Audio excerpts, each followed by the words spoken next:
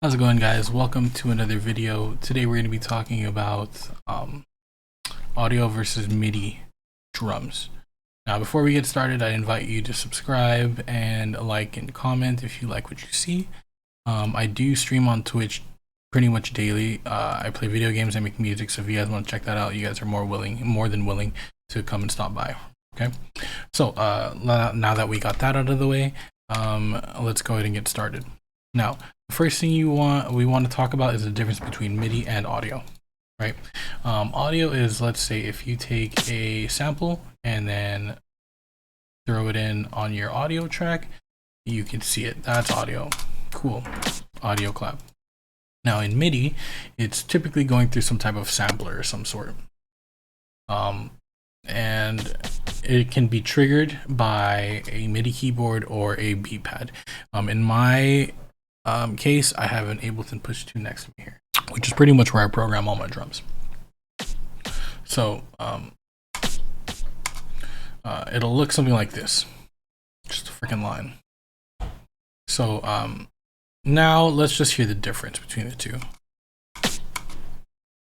All right. Now the audio one is audibly louder. Seems like it's cutting through. It's a little cleaner and stuff like that. So obviously, running through a sampler is probably not the best idea. However,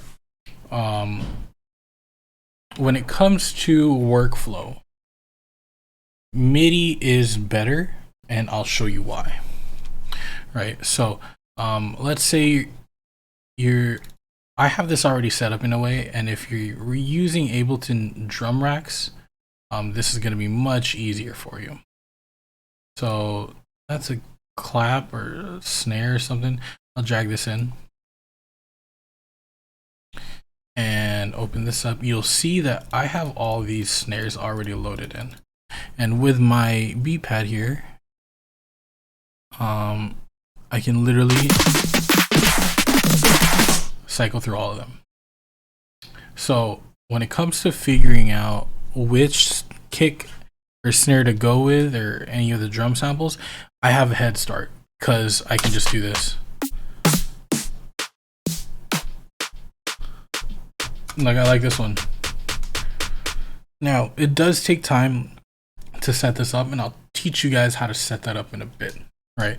But just to get started here, I'm going to make a drum beat and we'll kind of compare the two.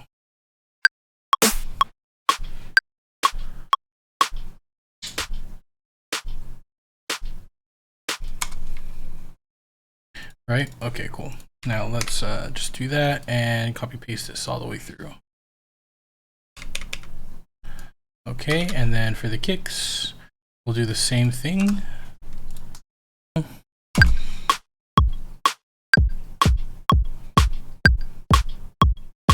That's not bad. It's not my favorite, but it's not bad.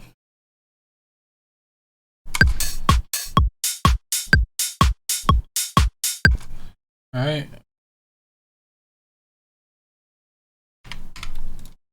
Now this is probably not the best samples. Don't get me wrong. But you know, now we have a 4 on the floor kick beat, and let's just group this and throw it into MIDI. Great, cool. And then we're literally gonna copy every single, and we're gonna make an audio version of it. We're gonna compare the two, and then we're gonna look at our options. Snare, FMT snare 1. Right. We're gonna get these on the end. Like so.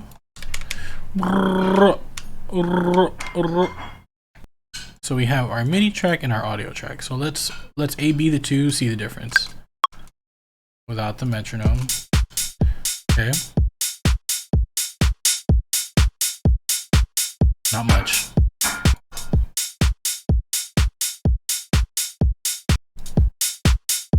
It's not enough for, you know, any of these things to make an influence on your ideas going forward.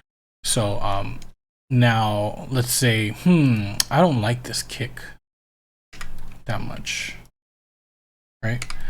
Easily, I can just highlight these and press up and down on the keypad to figure out what I like.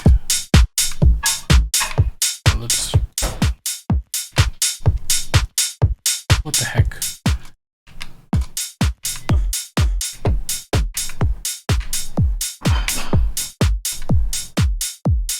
Okay, I like that now. Now, in audio, if you want to do the same thing, you gotta go here. And then here. Or maybe you have A+ ones you like. You know, or you have ones that you like or something like that. I stopped doing this. So, you know, don't look at my A+ samples file. But, you know, let's say if we want this one, we can drag this here, go here, and copy paste this.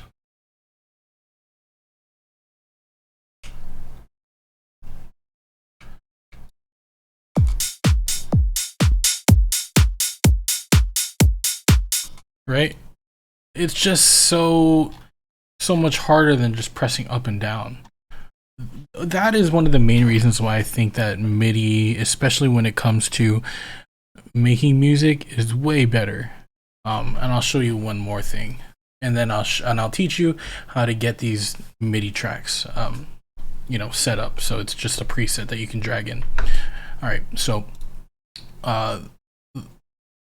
in this audio, let's say if like, okay, I want to consolidate my hats here. Cool, no worries. Let's consolidate these hats though. Consolidating. Now what this does is makes a freaking file. It makes a freaking file in your computer. And if let's look at this in the Explorer. This is 4 gigs. Or 4 megabytes, I'm sorry. 4 megabytes. And let's say if we do this on these 4 tracks, that's already 12 megabytes.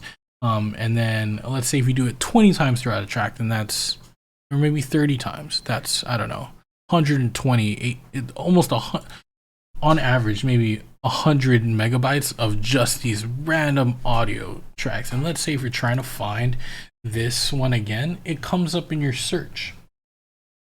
Not necessary, not optimal. So when you're making music, you just want to work in MIDI as much as possible, and then when it comes to the mixing phase, go ahead and bounce it out to audio. Go ahead and come here, drag out FMT just like how I did, and then you can do it here and have all your post-processing, and just like from, you know, this is a snare, so your post-processing from your snare, and just drag it here if you do have post-processing and stuff like that.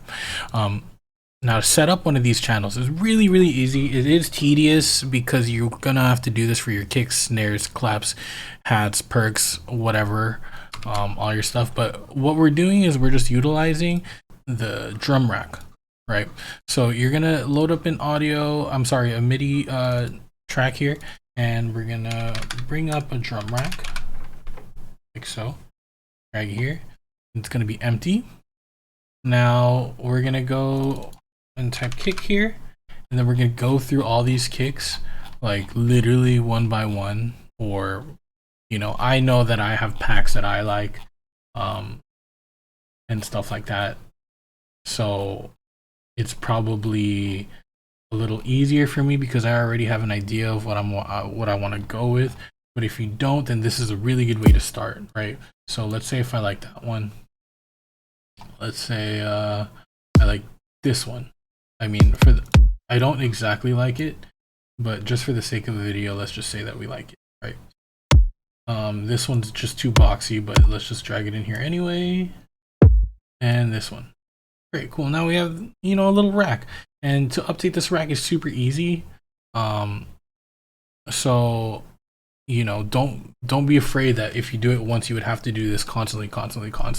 You can literally just like bring it in and save it again, and I'll show you how to do that. So let's just rename this kicks or something like that. Now if we utilize our user library, and you would start a new folder, and let's do sample rack again.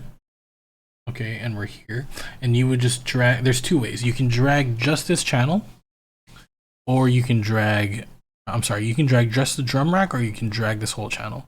Now I prefer the whole channel because it brings over any presets that you already have. So for example, I have EQ already on this. It's not doing anything, but I know I'm going to EQ my drums eventually. So I preemptively have an EQ here, and it's down at -10 because I don't like making music.